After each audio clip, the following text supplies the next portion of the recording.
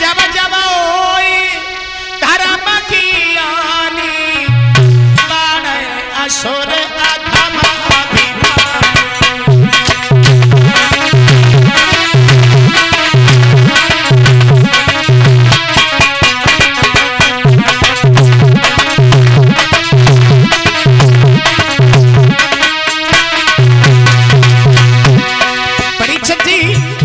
भगवान किस लिए आए जरा गौर करें। जब जब ओए धर्म की आनी बाड़े असुर धमय भिमानी बाड़े असुर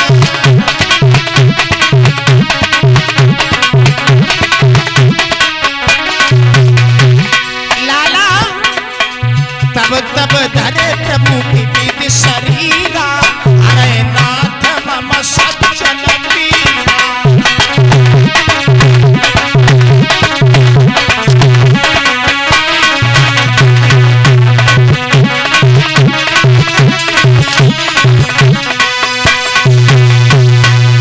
सबसे पहले तुलसीदास जी लिख बैठे कि भगवान श्री राम को इस भूतल पर क्यों आना पड़ा। तो तुलसीदास जी ने अपना भाव दे दिया, भाइयों जब जब होए धर्म की हानि और बाढ़े असुर अधम अभिमानी। जरा गौर करें, चौपाई कह रही है, मैं कुछ नहीं कहता हूं, चौपाई कह रही है जब जब होए धर्म की हानि और बाढ़े असुर। असुर किसे कहते हैं? असुर कहते हैं राक्षसों को। राक्षस कहाँ हैं? पहले भी थे देवता, देवता आज भी हैं, मानव पहले भी थे, मानव आज भी हैं, और राक्षस पहले भी थे, राक्षस आज भी हैं। आप लोग विचार कर रहे होंगे राक्षस हैं कहाँ? तो बुराई मत माने, यहाँ पर अगर कोई दारू पी लेते हो, वैसे कोई है ही नहीं है, गांव तो बहुत बढ़िया, कोई पीता ही नहीं और पीनी भी नहीं चाहिए। जो लोग मदरा का सेवन करते हैं और जो लोग मांस का भक्षण करते हैं वो राक्षसी प्रवृत्ति में आते। अब आप लोग विचार कर रहे होंगे शराब तो समुद्र मंथन में निकली थी, 14वां रतन है लेकिन नहीं, इसे ग्रहण तो राक्षसों ने किया था। लेकिन हम आपसे अच्छा तो एक पशु है, देख लो, घास खाने वाली गाय कभी मांस नहीं खाएगी और मांस खाने वाला शेर कभी घास नहीं खाएगा। और लेकिन बारे मानव मांस खाए जाए, घास खाए जाए, समझाओ तो तुम्हारी खोपड़ियों खाए जाए, है ना। तुलसीदास जी कहते जब जब होए धर्म की हानि बाढ़े असुर अधम अभिमानी और तब तब धरे प्रभु विविध। तब तब परीक्षित जी भगवान ने आकर के मानव का रूप लिया जब जब पवित्र भूमि पर धर्म का विरोध हुआ। क्षमा चाहेंगे प्यारे भक्तों, श्री सुखदेव जी महाराज सावधान करते हैं राजन परीक्षित। श्री सुखदेव जी कहते हैं, हे राजन परीक्षित, भगवान श्री राम अयोध्या नरेश महाराज दशरथ के आंगन में एक रूप लेके नहीं 4 रूप लेके आते हैं। दूसरा विद्वान तब तक बोल पड़ा, ओए रुको, क्या हुआ? अरे हुआ क्या? भगवान इसलिए नहीं आए, किस लिए आए? तो एक विद्वान दूसरा कह रहा है कि भगवान के आने का कारण कुछ और है। नारद बाबा ने एक बार परीक्षित जी नारायण को श्राप दे दिया था। तो परीक्षित जी शंका हो गई, बोले नारद ने भगवान नारायण को श्राप कब दे दिया, काय को दे दिया? हमें ये कथा बड़े विस्तार से श्रवण कराओ। तो एक समय की बात है, परीक्षित जी, नारद श्राप दीन एक बारा। नारायण को लाला श्राप दिया था नारद ने। कब श्राप दिया? नारद बाबा ने एक बार हिमालय पर्वत पर परीक्षित जी तपस्या की और इतनी कठिन तपस्या की कि हजारों वर्ष देव ऋषि नारद बाबा समाधि लगाए रहे। मिट्टी का ढेर नारद के शरीर के ऊपर जमा हो गया। चींटी इस कान से प्रवेश होती है, इस कान से निकल जाती है। इंद्र का इंद्रासन हिलने लगा। देवता परीक्षित जी सब पुष्पों की वर्षा करने लगे। इंद्र ने विचार किया अगर नारद की तपस्या पूर्ण हो गई तो हमारे इंद्रासन का अधिकारी हो जाएगा। एक बात और बताऊं भैया दादाजी, ये जलन की भावना तो पहले से ही चली आई है, आज कोई नई बात नहीं है। कोई तपस्या किया करता था तो दूसरा देवता उसके पीछे लड़ जाता था। आज कोई अच्छा काम करके सुखी हो गया तो दूसरा आदमी उसके पैर खींचने के लिए खड़ा हुआ है। और लोगों ने इंसान की बात छोड़ा, भगवान को भी नहीं छोड़ा। लोग इंसान में तो कमी निकालते ही हैं, लेकिन भगवान में भी कमी निकालने में लग जाते हैं। एक दिन की बात बता रहा हूं, दो लोग चले, बोले भैया भगवान की गलती लिखो। भगवान बहुत बड़ी गलती कर बैठा। कलम ली, कापी ली, चल दिए। एक खेत पर जाकर के पहुंचे तो कद्दू लगे हुए थे, सीताफल। बोले लिखो भगवान की पहली गलती। कौन सी? सुनो ना, इसमें कितना नाजुक नार और फल पंदा पंदा के लेके बताओ। इसका नार जो है बड़ा पतला है और फल इस पे 15-15 के लेके भगवान गलती कर बैठा। इसमें छोटा फल होना चाहिए था। आगे बढ़ा, आम के वृक्ष के नीचे बैठ गए, ऊपर देखा तो आम लगे हुए थे। बोले भैया लिखो भगवान की दूसरी गलती। कौन सी? बोले कितना विशाल वृक्ष, अमिया जापे 50-50 ग्राम की, कदुआ का फल जापे होना चाहिए तो, और अमिया जो हती वो कदुआ के नार पे होना चाहिए हती। मतलब लोग कहते भगवान को बड़ी हंसी आई, और मूर्ख तू हमें गलती निकाल रहा है। वो वहीं पर लेट गया। आंधी चली, एक अमिया टूटी, वो की नाक पे गिरी, और जो अमिया गिरी सो बेहोश। 15 मिनट तक होश ही ना आओ। जब होश में आओ तो आवाज लगाई भैया। बोले क्या हुआ? बोले भगवान की दोनों गलती काट दो। बोले क्यों? बोले काट दो भैया, ये बढ़िया रहो। जो अमिया गिरी तो हम 15 मिनट बेहोश बने रहे, कदुआ कब लगो हो तो जा पे तो। अब विचार लगाओ, इंसान में गलती तो निकालते ही, भगवान में भी निकालने में लग जाते। नारद बाबा ने तपस्या की, इंद्र घबराने लगा, सोचने लगा हम नारद की तपस्या पूर्ण नहीं होने देंगे। तो नारद बाबा ने परीक्षित जी इतनी तपस्या की, हवाएं भी चलना बंद हो गई। इंद्र ने तपस्या को डिगाने के लिए कामदेव को बुलाया। कामदेव कहिए महाराज इधर आ। क्या करें? चले जाओ तुम।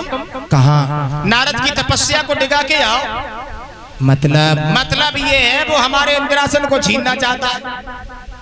अप्सराओं को ले जाओ, अप्सराएं नाचेंगी, चुनरिया लहराएंगी, गंधर्व बाजा बजाएंगे, और तुम उनके ऊपर असर दिखाना। नारद तपस्या में टिक जाएगा, और जब टिक जाएगा तो हमारा इंद्रासन बच जाएगा। मौकी और क्या देख रहे हो, जाओ। तो परीक्षित जी आज कामदेव इंद्र के कहने पर चला है, जरा गौर करें भैया। महाराज इंद्र के कहने पे और रंभा कौतुक दिखलाती है।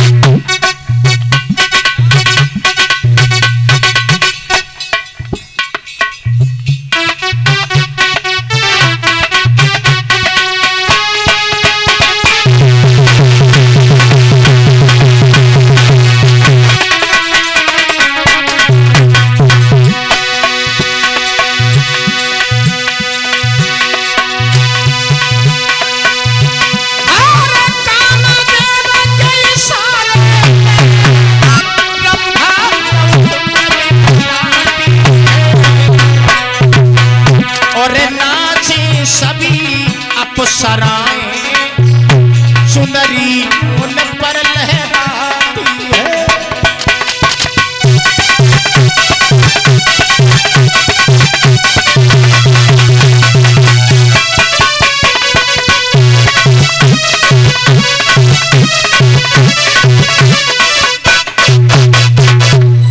परीक्षित जी, कामदेव ने जाकर के जंगल में उपवन खिला दिया। बहुत सुंदर उपवन खिला हुआ है। अप्सराएं परीक्षित जी गीत गा रही है, नाच रही है, अपनी चुनरिया लहरा रही है, और कामदेव चोटी से एड़ी तक ताकत लगा रहा है। लेकिन भगवान की कृपा से नारद ने आंखें नहीं खोली, और जब आंखें नहीं खोली तो कामदेव की पेश नारद के ऊपर नहीं गई। अंत में कामदेव उतर के नीचे खड़ा हो गया। एकदम से नारद के नेत्र खुल गए, और जो नेत्र खुले तो नारद की आंखों से लाल लाल लहू के कतरे निकलने लगे। कामदेव ने हाथ जोड़े, भैया महात्मा जी मुझे माफ कर देना, हमारी कोई गलती नहीं है, मुझे इंद्र ने भेजा था, इसलिए हम तुम्हारी तपस्या को डिगाने को आए थे। नारद बोले, कामदेव कहिए महाराज। कोई बात नहीं, तुम्हारा काम था वो तुमने किया, हमारा काम था वो हमने किया। अब हम तुम्हें भस्म नहीं करेंगे, क्योंकि हमें क्रोध बहुत आता है, भस्म जल्दी कर देते हैं। सुनो ना, अब तुम जाओ, ठीक है ना। इधर से कामदेव चला आया, और इधर परीक्षित जी देव ऋषि नारद बाबा को अहंकार हो गया। देव ऋषि नारद बाबा खड़े हो गए। अब हमारे समान इस दुनिया में कोई बाल ब्रह्मचारी नहीं है, हमारे समान इस दुनिया में कोई बाल ब्रह्मचारी नहीं है। मैंने कामदेव को जीत लिया, बच्चा बच्चा हमारी प्रशंसा कर रहा है। सब लोग हमारे गुणगान गा रहे हैं, हमारे समान कोई बाल ब्रह्मचारी नहीं है। हमारी बराबरी कोई कर सकता है क्या? नहीं कर सकता है। देव ऋषि नारद बाबा खड़े हो गए। परीक्षित जी, नारद के मुखारविंद से एक ही शब्द निकलता है, मैं। और जिसके मुखारविंद से मैं का शब्द निकल गया वो दुनिया में रहा नहीं, क्योंकि मैं का शब्द अहंकारी शब्द है। जो लोग घमंड करते हैं, अहंकार करते हैं, परीक्षित जी वो दुनिया में रहे नहीं, क्योंकि भगवान घमंड का ही भोजन करते हैं। एक बात मैं आपको और बता दूं, जरा गौर करें। मैं का शब्द निकलता है बकरिया के मुंह से, मैं। अरे मैना जो मैना कहती है, पिंजरा में पाली जाती है। मैना कहती है मैं कुछ नहीं हूं, और वो भी पिंजरा के अंदर पाली जाती है। लला बकरी जो में करती है, वो गले छुरी चलवाती।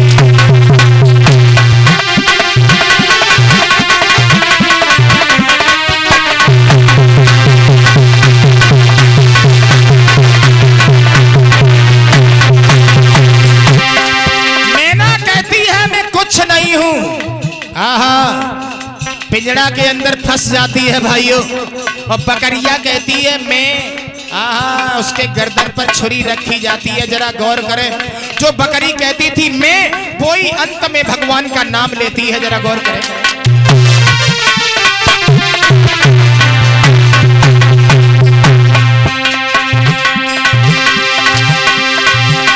मैना जो मैना कहती है, पिंजरा में पाली जाती है।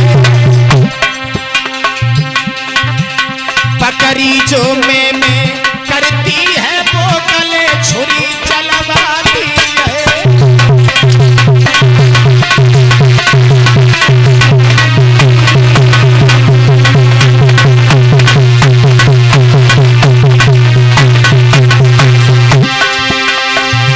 भाई बकरिया मैं कहती थी, उसके गर्दन पर छुरी रखी जाती है। और परीक्षित जी, जब गर्दन पर छुरी रखी जाती है तो कहने का हमारा मतलब है, भाई बकरिया को काटने के बाद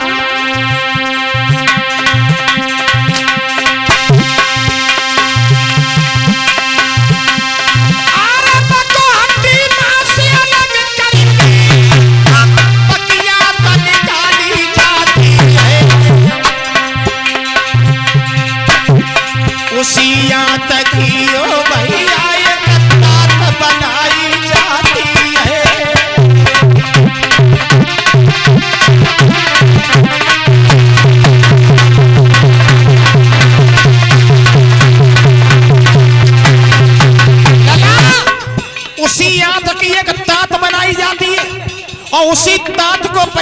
धुनिया को दे दिया जाता है। अभी तो मशीनें चलने लगी हैं रुई धुनने वाली, लेकिन परीक्षित जी उसी तात से रुई धुनी जाती थी, जरा गौर करें।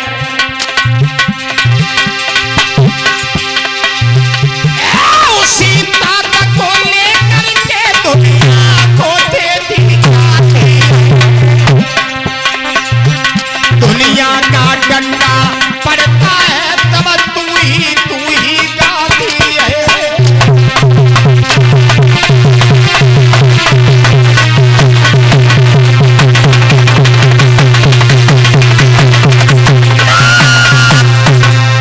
उसी याद की एक तात बनाई जाती है। उसी तात से जब रुई धुनी जाती थी तो परीक्षित जी उसी तात से आवाज आती थी, तू ही भगवान, तेरे अलावा अब कोई नहीं है। तो मैं का शब्द नारद बाबा के मुखारबिंद से जब भैया निकल गया, घमंड भरा शब्द कहते हुए देव ऋषि नारद बाबा लला आगे बढ़े। और जब आगे बढ़े नारद तो रास्ता में भोले बाबा मिल गए। और जो भोले बाबा मिले तो भोले बाबा ने नारद को देखा, पास में बुलाया, नारद नारद, बहुत दिनों में तुम्हारे दर्शन हुए, समझ में नहीं आया तुम कहां चले गए थे। इतना समय हो गया और तुम दिखाई भी नहीं दिए, समझ में नहीं आया नारद कहां गए थे तुम। नारद बोले, भोले बाबा चिल्ला काहे को रहे हो। चिल्लाऊंगा नहीं, मां की ओर क्या देख रहे हो तुम, सम्मान से बोलो, सम्मान से। क्या हो गया। अरे हो नहीं गया, होने वाला है। मतलब कामदेव को जीता है, कोई बराबरी कर लेगा हमारी। बच्चा बच्चा हमारी प्रशंसा कर रहा है, बच्चा बच्चा हमारे गुणगान गा रहा है। भगवान नारायण भी हमारी बराबरी नहीं कर पाएंगे। नारद, फिर कहा तुमने नारद, हमसे कहो नारद जी। नारद जी, नारद जी, हाँ सही बोले, सम्मान से बोलना सीखो, समझ गए, कोई ऐसे वैसे साधु है। भाई देव ऋषि नारद बाबा को परीक्षित जी घमंड हो गया। नारद बाबा से भोले बाबा ने कहा, देखो नारद जी, ये घमंड भरे शब्द तुमने हमसे तो कहे, लेकिन नारायण से नहीं कहना। नारद बोले, क्यों नहीं कहेंगे, चोरी थोड़ी ना की है, डकैती थोड़ी ना डाली है, कामदेव को जीता है, कोई ऐसे वैसे साधु है, अभी जाएंगे। तो परीक्षित जी नारद भाग ठाड़े भाई, कहां रुकने वाले। अहंकार भरे शब्द लेकर के नारद बाबा पहुंच गए भगवान नारायण के पास में। हरस मिले उठे रमान केता, और बैठे आसन ऋषि समेता। नारायण भगवान ने नारद को देखा, आइए नारद आइए, बहुत दिनों में आए हो, कहां चले गए थे। नारद चिल्ला के बोले, नारायण तुम भी सम्मान से बोलो, समझ गए, कोई ऐसे वैसे साधु नहीं है, कामदेव को जीता है, हमसे कहो नारद जी। क्या बिल्कुल। नारद बाबा के घमंड भरे शब्द नारायण को समझ में नहीं आए। भगवान तो गर्वाहारी है। नारद के घमंड को चूर करने के लिए नारायण भगवान ने माया का जाल फैलाया। परीक्षित जी एक सुंदर सा नगर बसाया। उस नगर में एक शील निधि नाम का राजा हुआ। उस राजा के आंगन में एक कन्या हुई जिसका नाम विश्वमोहिनी रखा गया। विश्वमोहिनी धीरे धीरे शादी के योग्य हो गई। शील निधि ने अपने दरवाजे पर स्वयंवर का कार्यक्रम किया और स्वयंवर के 2 दिन पहले, परीक्षित जी स्वयंवर के 2 दिन पहले नारद बाबा पहुंच गए। और जो नारद को शील निधि ने देखा, आइए महात्मा जी आइए, आज हमारे बड़े सौभाग्य हैं जो आप जैसे संत के दर्शन हो गए और आपने तो कामदेव को जीत लिया है। नारद बोले, कहना क्या चाहते हो राजन। बोले, हम कहो कछु ना चाहता है, हमारे घर में एक बिटिया है और परसों उसका स्वयंवर है। सुन रहे हो, परसों उसका स्वयंवर है। उस लड़की की हस्तरेखा देख लो, उसके जीवन में क्या है। देव ऋषि नारद बोले ये कोई बड़ी बात है, लड़की बुलाओ है कहाँ। उसकी जीवन रेखा, भाग्य रेखा, कर्म रेखा सभी बता के चले जाएंगे। तो परीक्षित जी जो विश्वमोहनी को निकाला गया और विश्वमोहनी के ऊपर जैसे ही नारद की नजर गई तो देखते के देखते ही रह गए। देव ऋषि नारद बाबा ने विश्वमोहनी को देखा, मन ही मन में विचार किया है इतनी सुंदर लड़की जिंदगी में हमने पहली बार देखी। अब हम साधु बन के नहीं जिएंगे, शादी करेंगे तो इसी लड़की से करेंगे क्योंकि हम बाल ब्रह्मचारी हैं। भाई वाह, वही नारद जिन्होंने कामदेव को जीत लिया था परीक्षित जी, और जैसे ही विश्वमोहनी को देखा तो सब कुछ भूल गए। अब हम अपना घर बसाएंगे, हम भी शादी करेंगे, पत्नी को घर पर लाएंगे, इसी के साथ शादी करेंगे वरना मर जाएंगे। वही नारद हाथ पकड़ लिया लला विश्वमोहनी का, नारद ने हाथ पकड़ लिया। उस हस्तरेखा में लिखा था जो इसके साथ शादी करेगा वो अमर हो जाएगा, उसे कोई मार नहीं पाएगा। अब हम साधु बन के नहीं जिएंगे, बहुत देर हो गई। छोड़े खरे हाथ बे तीखा नारद चले, लाला दिल में बातें लगी की लगी रह गई।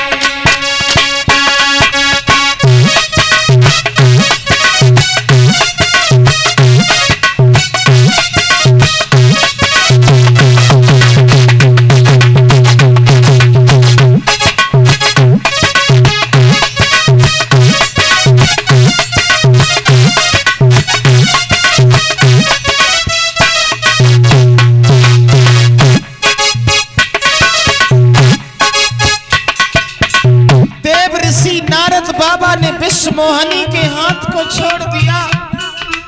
अब हम ऐसे नहीं जी पाएंगे, शादी करेंगे तो इसी लड़की से करेंगे क्योंकि हम बाल ब्रह्मचारी हैं। वाह भाई वाह,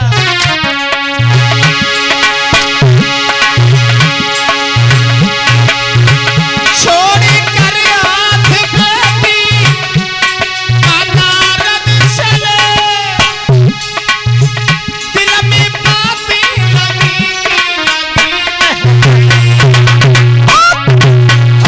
कछु कह ना सके अपने मन की व्यथा, दिल में चलती छुरी की छुरी।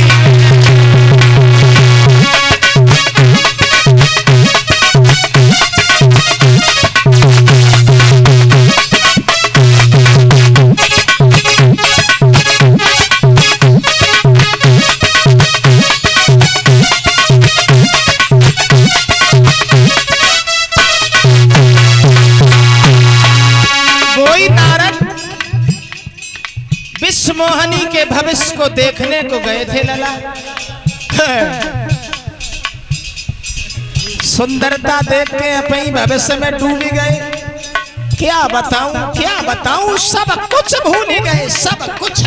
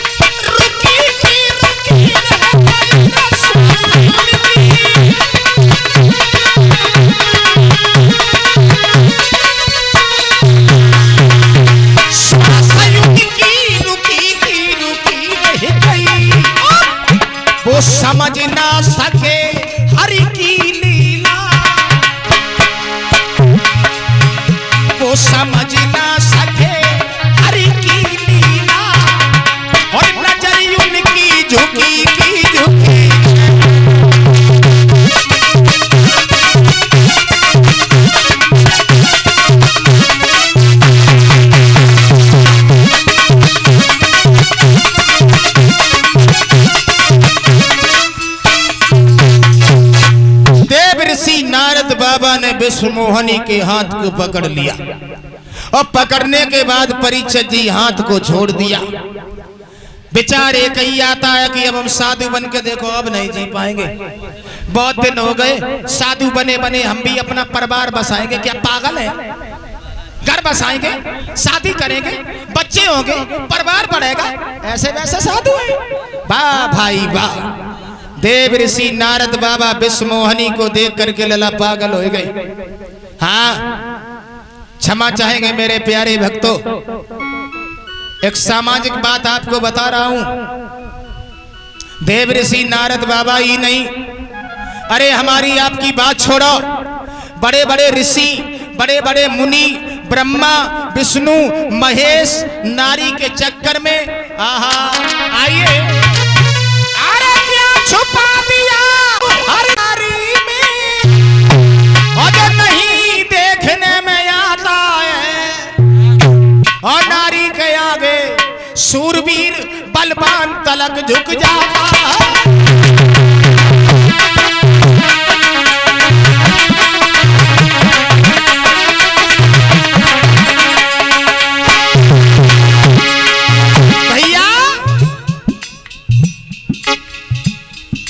नारी के आगे बड़े बड़े तपधारी, बड़े बड़े योग्यधारी, बड़े बड़े ब्रह्मचारी, आहा एक नहीं एक नहीं।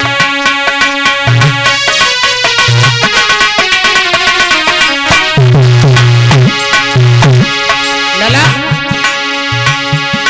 क्या छुपा दिया हर नारी में, जो नहीं देखने में आता है, नारी के आगे सूरवीर बलवान तलक झुक जाता है।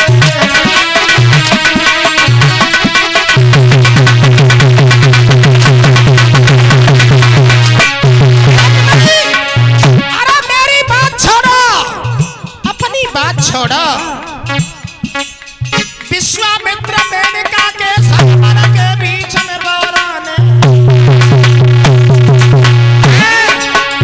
विश्वामित्र मेनका के पीछे कन्वा आश्रम में पागल हो गए थे, पागल पागल।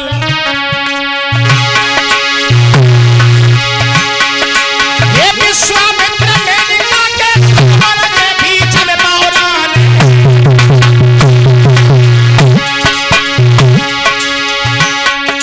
नारद बाबा मोहनी के पीछे लहुआ हुई है दीवान।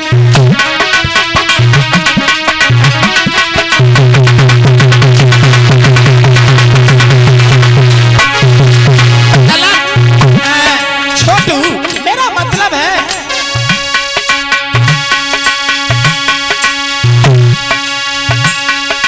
देखा जब इंद्र हिल्या को बियाही थोड़ी अपनी नारी, देखो नीच चंद्रमा को जो गुरु की ने भागो नारी।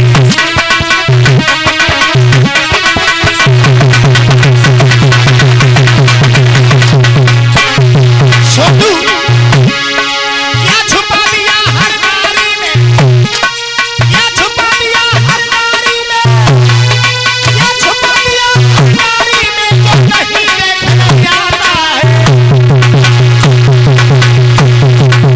नारी के आगे सूरवीर बलवान तलक झुक जाता है, तलक झुक जाता है।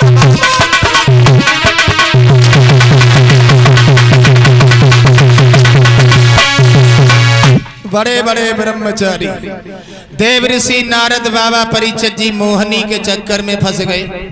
सोचने लगे अब हम अरे दिन में पर न चैनो और राती को नींद न आती है।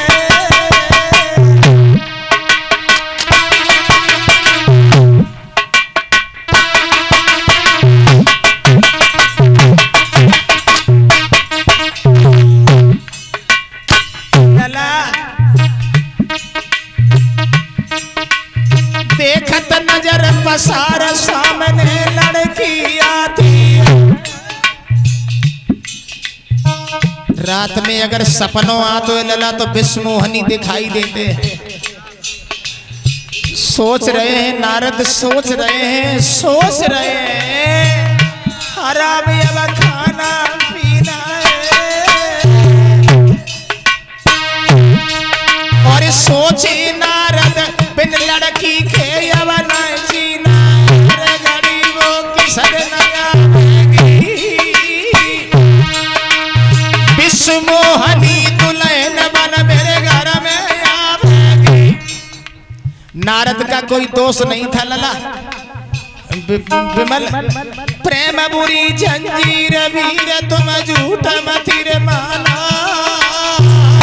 जाति का छुपे सबरी बीमारी जय जाना अरे हमेशा दिल पे दिल धड़के बुद्धि करे न काम कले जो बिना प्रेमी अरे हराम खाना पीना होवे और दिन में परे न चैन रात को नींद न आए।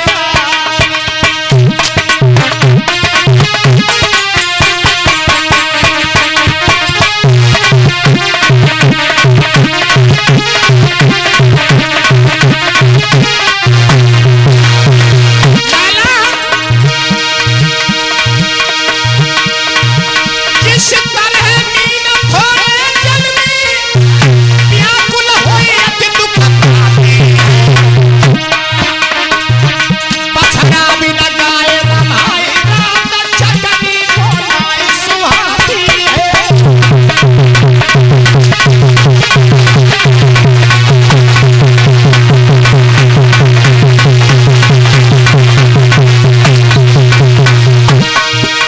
अंदर बाहर मोत सामने तबीयत ऐसी घबराती है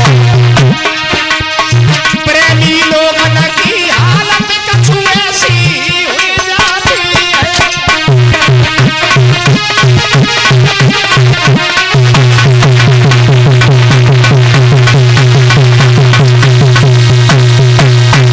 नारद बाबा ने विचार किया अब हम साधु बन के तो देखो जी नहीं पाएंगे, अब शादी होगी तो इसी लड़की से करेंगे अन्यथा मर जाएंगे तो अच्छा है।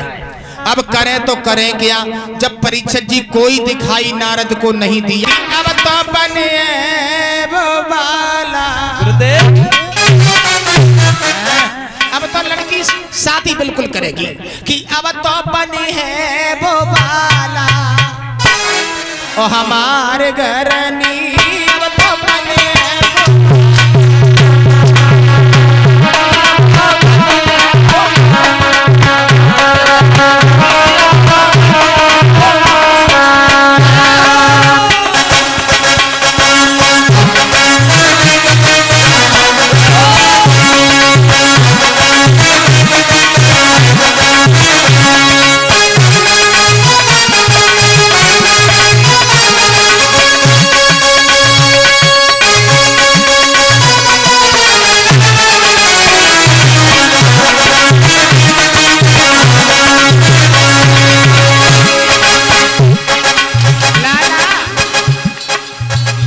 लड़की हमारी दुल्हन बनेगी, बिल्कुल बनेगी।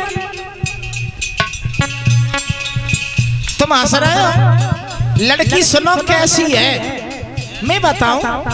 कारे कारे नयन कजरा रे इतनी सुंदर है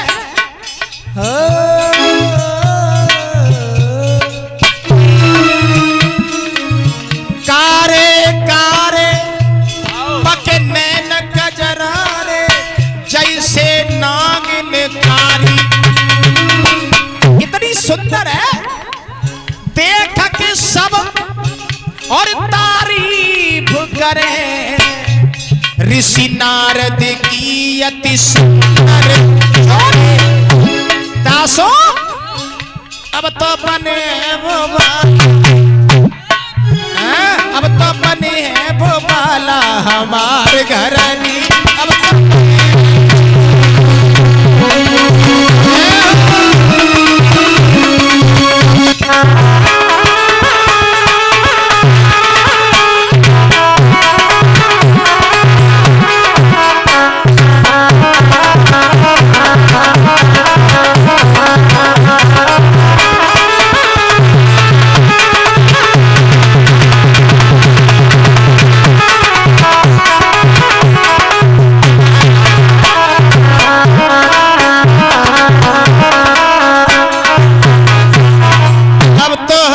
विश्व मोहनी हमारी दुल्हन बन करके अवश्य आएगी।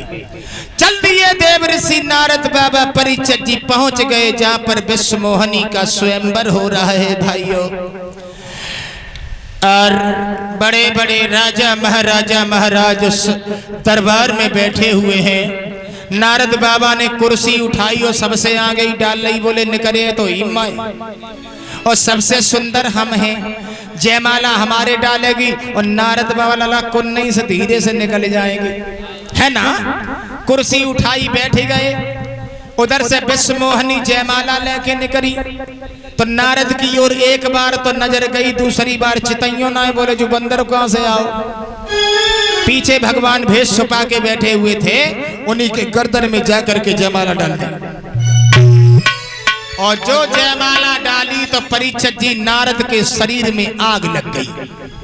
आप ही बताओ, कोई ब्याह करन जाए और दूसरों कोई कल ले जाए तो मुसीबत तो है ही।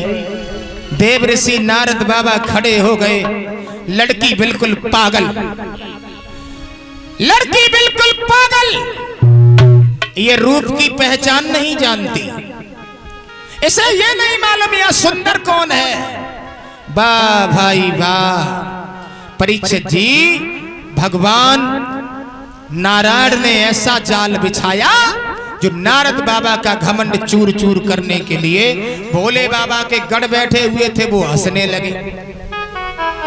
और जो गढ़ हंसे, देव ऋषि नारद बाबा बोले मूर्खो, तुम मुझे देख देख के हंस रहे हो, जलती हुई अग्नि में घी डाल रहे हो, हमारी शादी नहीं हुई और तुम्हें हंसना अच्छा लगता। श्राप दे दूंगा, जाओ तुम दोनों राक्षस बनोगे, राक्षस। गढ़ों ने हाथ जोड़े, माफ करना, आपने हमें श्राप दे दिया, हम इसलिए नहीं हंसे, आपका चेहरा बंदर का लगा हुआ है, हमारी बात पर भरोसा ना करो तो ठहरे हुए पानी में अपना चेहरा देख लो। और जो नारद ने परीक्षित जी चेहरा देखा ठहरे हुए पानी में, तो बंदर का चेहरा लगा हुआ था। नारद की आग लग गई। नारायण, तुमने हमारे साथ बहुत बड़ा कपट किया है, तुमने इतना बड़ा हमारे साथ छल किया। नारद भाग पड़े, भगवान नारायण के पास पहुंच गए। नारायण, हंस रहे हो तुमने ये घर बर्बाद करके अच्छा नहीं किया, तुमने मेरा घर बर्बाद कर दिया। तुमने एक बार हमने शादी करने का विचार बनाया, वो तुमने ना हो नहीं, तुम तो पहले से ही कपटी बने आए हो। समुद्र मंथन हुआ था, लक्ष्मी जी निकली थी, लेके चुप्पी भाग गए। हंस रहे हो? लक्ष्मी जी निकली, चुप्पी भाग गए। मणि निकली, छुपा ली। भोले बाबा को जहर दे दिया जो मर जाए। इसका मतलब है हमने शादी करने का एक बार विचार बनाया, वो तुमने ना हो नहीं, तुमने।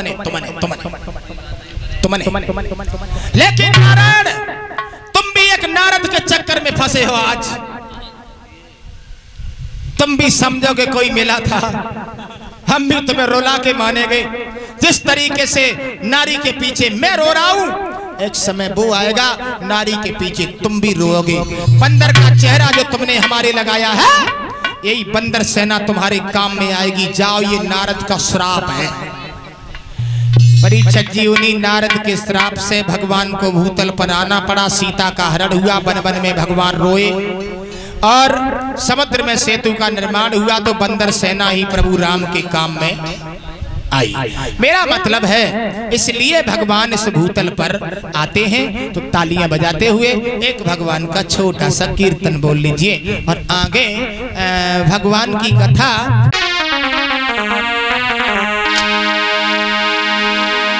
हो बारिशी उमरिया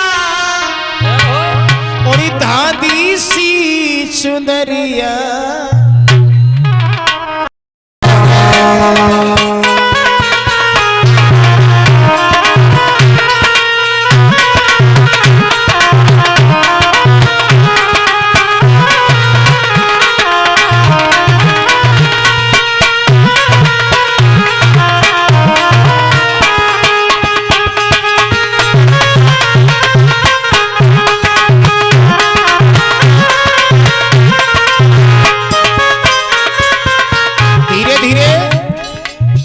हमारी बहनाएं सभी लोग ताली बजाएंगी और हमारे भैया बुजुर्ग भी भगवान के दरबार में ताली बजाते हुए बोलेंगे,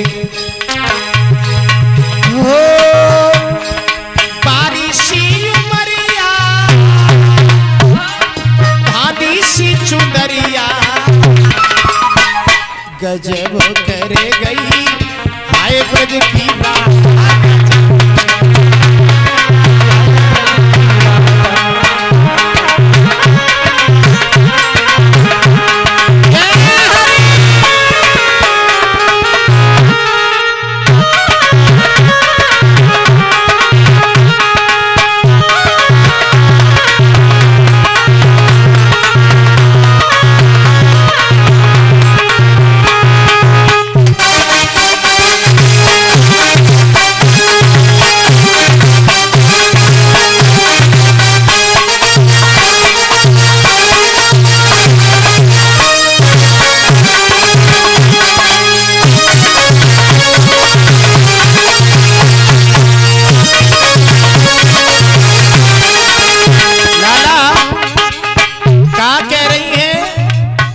गोपियां बेटा और ये हार डाल करके हमारा सम्मान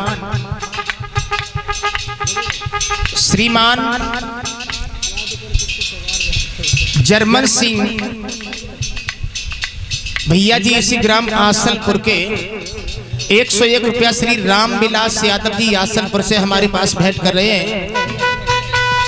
कन्याएं हमारी कलश वाली बहनाएं खड़ी हो जाए, कहती हैं गोपियां हाथों में रच रही रचली सी मेहंदी,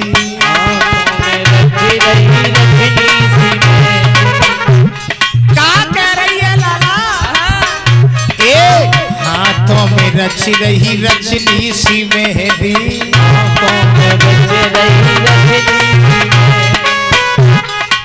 रचली सी मेहंदी, रचली सी मेहंदी।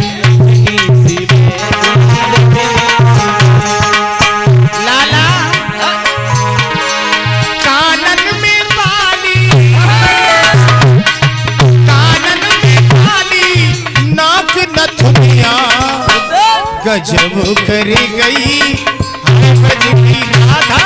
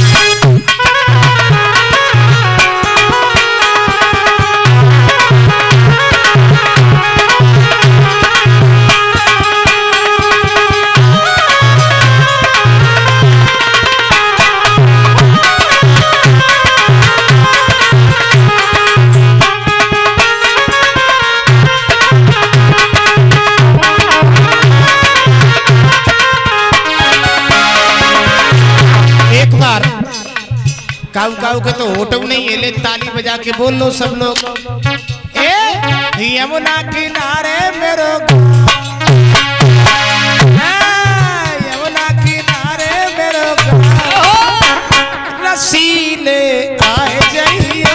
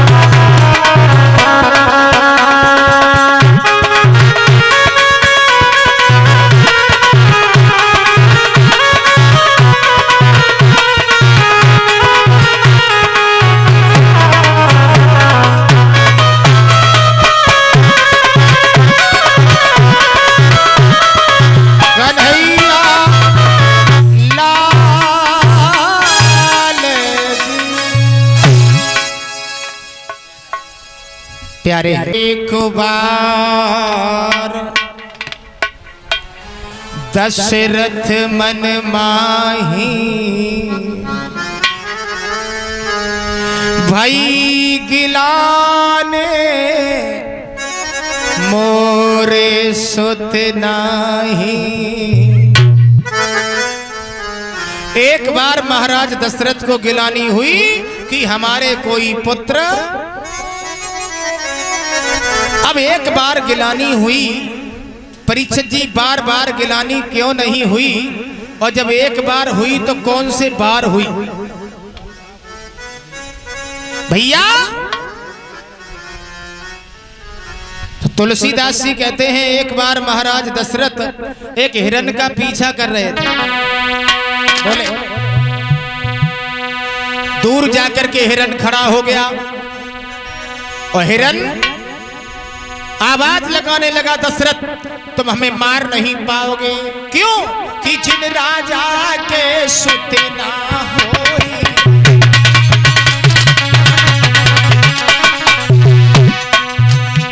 और पास मेरो मरण ना होई।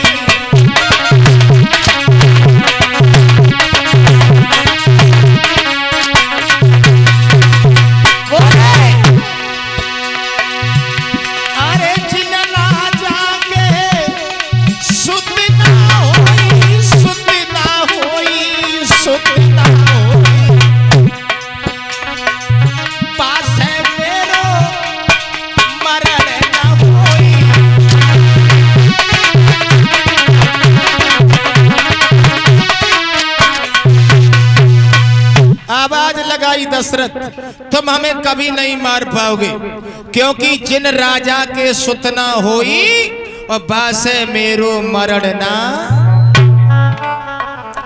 तुम संतानहीन हो, तुम्हारे कोई बालक नहीं है, इसीलिए तुम हमें कभी नहीं मार पाओगे। तो परीक्षित जी उसी समय महाराज दशरथ को गिलानी हुई। एक बार दशरथ मन माही भई गिलान मोरे सुत नाही। हमारे कोई बालक नहीं है। तो परीक्षित जी दशरथ के आंखों से आंसू निकल आए। हमारे आंगन में 3-3 लालिया, लेकिन एक भी बालक नहीं है। और मैंने आपको बताया था परीक्षित जी कि भगवान ने सर्व सुख किसी को भी नहीं दिया। किसी के पास में संतान है तो संतान से दुखी है, किसी के पास में संतान नहीं है तो संतान के लिए दुखी है, किसी के पास अगर भूख है तो भोजन नहीं है, और किसी के पास अगर भोजन है तो भूख नहीं है। कोई तन दुखी, कोई मन दुखी, कोई शरीर से दुखी है। पैसा तो बहुत है लेकिन शुगर है, ब्लड प्रेशर हाई लो होता है। पैसा तो बहुत है। कोई मन दुखी, कोई मन से दुखी रहता है। कोई धन बिन रहत उदास, थोड़े थोड़े सब दुखी, एक सुखी राम का। अगर कोई सुखिया है तो भगवान के भक्त बड़े सुखी हैं। प्यारे सब सुख भगवान ने किसी को भी नहीं दिए। किसी के पास संतान है तो संतान से दुखी है। अभी हम लोग एक जगह कथा कह रहे थे भैया, तो वहां पर एक बूढ़े बुजुर्ग हाथों से रोटी कर रहे थे।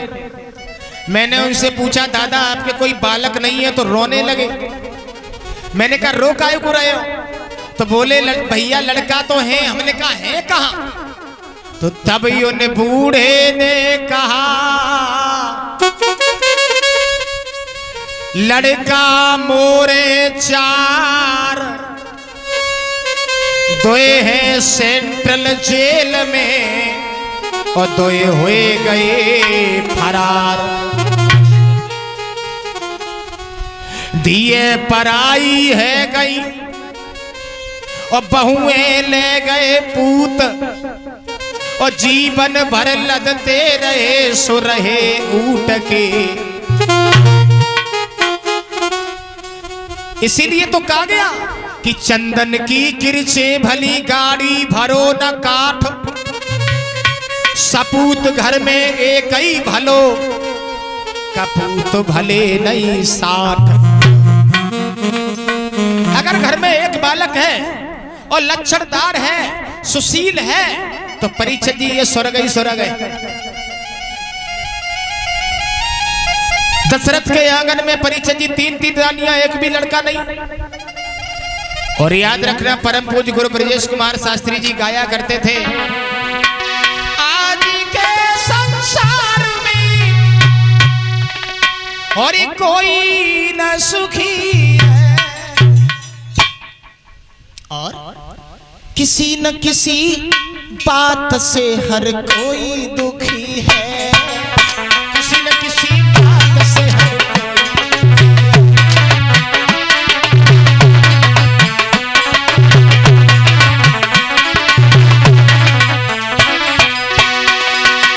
एक न एक दुख, मेरा मतलब है एक न एक कष्ट।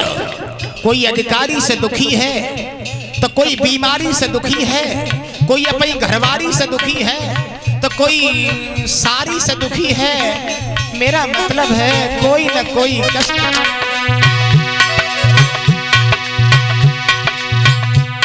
कोई दुखी संतान को कोई संतान से, कोई दुखी अपमान से, कोई सम्मान से।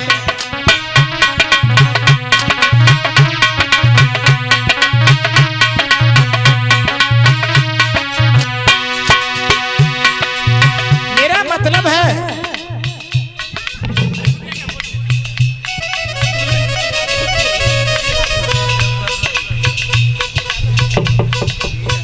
श्री अंशुल यादव जी परीक्षित जी के नाती हार डाल करके हमारा सम्मान कर रहे हैं। भगवान सुख और शांति दे।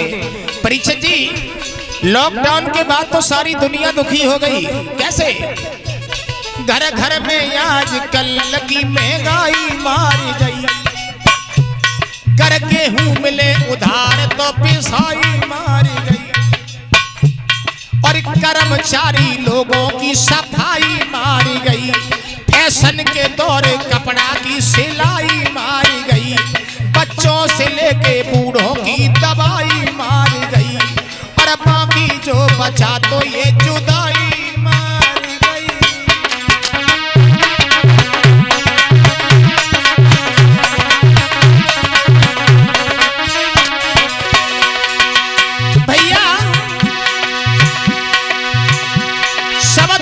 से न होते बड़ा दुख शरीर का, और भोगता है प्राणी फल अपनी तकदीर का।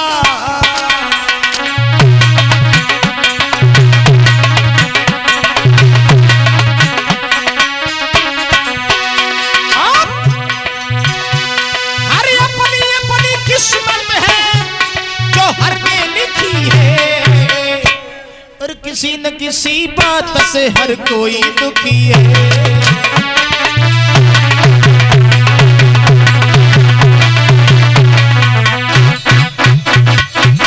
एक न एक कष्ट हर किसी के पीछे लगा हुआ है। मेरे प्यारे दशरथ महाराज के आंखों में आंसू गुरु वशिष्ठ महाराज के पास में पहुंच जाते हैं, और परीक्षित जी गुरु जी के सामने महाराज दशरथ आंखों में आंसू लेकर के फपक फपक करके रोने लगे, बुरी तरह से रोने लगे। दशरथ महाराज से गुरु वशिष्ठ महाराज ने कहा, दशरथ क्या हो गया, आज तुम काय को रो रहे हो? तो दशरथ कहने लगे, गुरु जी हमारे आंगन में 3-3 रानियां, मेरे घर में 3 रानियां और गुरुजी सुना मेरी बात।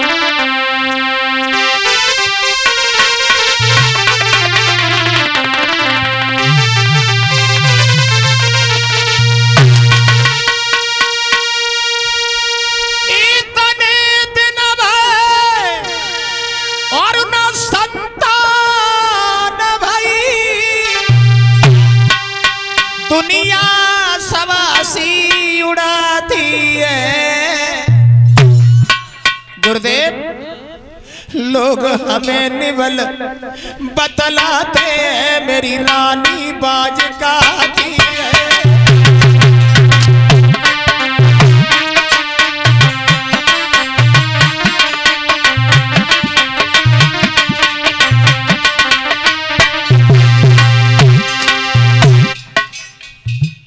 गुरुजी, दुख तो इस बात का है कि मेरे घर में एक भी बालक अब तक नहीं हुआ।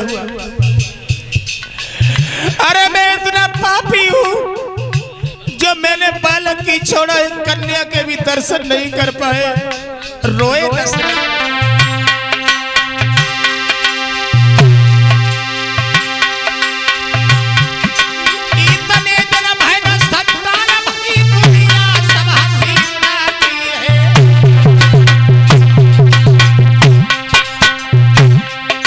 लोग हमें निवल बतलाते मेरी रानी बाज गाती है।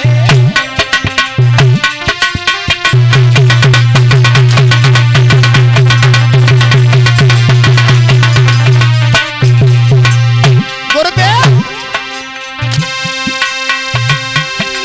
गुरुदेव लला रानी की उजातो, अरे लेके जन्म के बेटा यार तुरंत ही मर जा दो। लाला सोई सुन के इतनी बात गुरु ने कही कला दी है। सोई सुन के इतनी बात,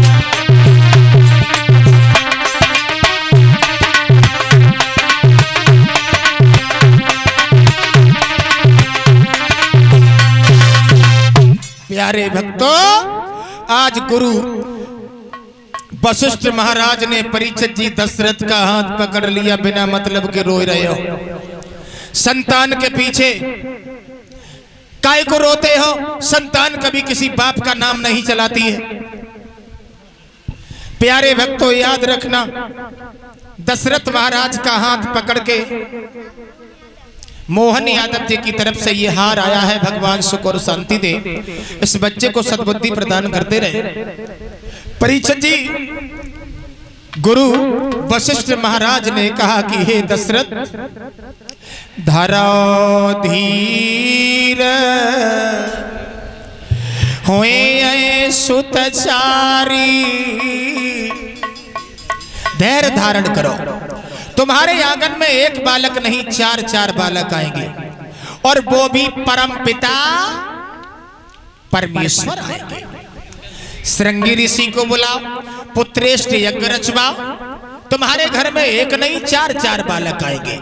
श्रृंगी ऋषि वशिष्ठ बुलावा, और पुत्र येष्ठ शुभ यज्ञ रचावा। श्रृंगी ऋषि को बुलवाया गया, पुत्रेष्ठ यज्ञ रचवाया गया। अग्नि देवता हवि का कटोरा लेकर के प्रकट हुए, और खीर का प्रसाद तीनों रानियों को दिया गया। अर्ध भाग कौशल्य दीना, और उभय भाग आधे कर दीना। आधा भाग कौशल्या को दिया, आधे से आधा भाग कैकेयी और सुमित्रा को दिया। कौशल्या ने थोड़ा सा भाग सुमित्रा को दे दिया, तो उनके पास में 2 भाग हो गए। खाई तीनों रानियों ने खीर, और बदल गई तकदीर।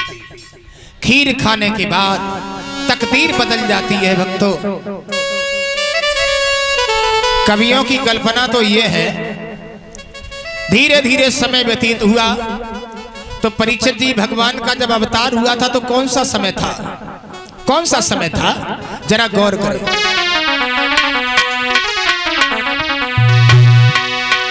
नौमी तिथि मधुमासी पुनीता,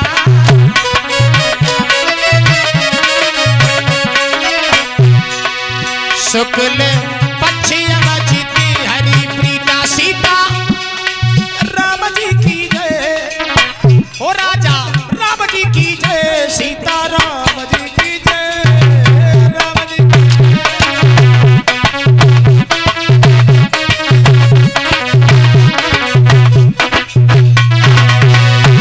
लाला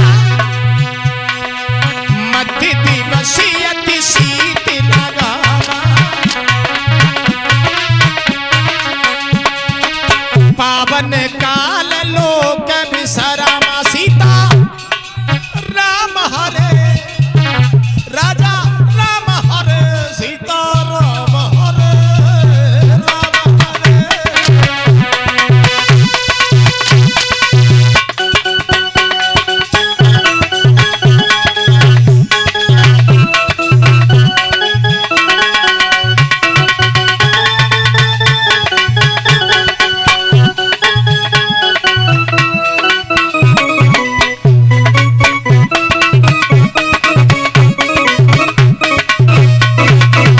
प्यारे भक्तों, चैत के महीने में तिथि नौमी शुक्ल पक्ष में आज भगवान मर्यादा पुरुषोत्तम श्री राम चतुर्भुजी का रूप लेकर के दशरथ महाराज के आंगन में प्रकट हो जाते हैं। बोलिए रामचंद्र भगवान की।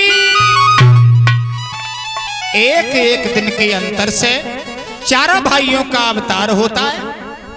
परीक्षित जी अयोध्या में अपार खुशियां हैं, तो सभी लोग ताली बजा करके माताएं बहनाएं बोलेंगी और बधाई जो डालना चाहे भगवान राम के अवतार की खुशी में, वो माताएं 2 मिनट खड़ी होकर बधाई भी डाल सकती हैं। तो ताली बजा करके बोले सभी लोग।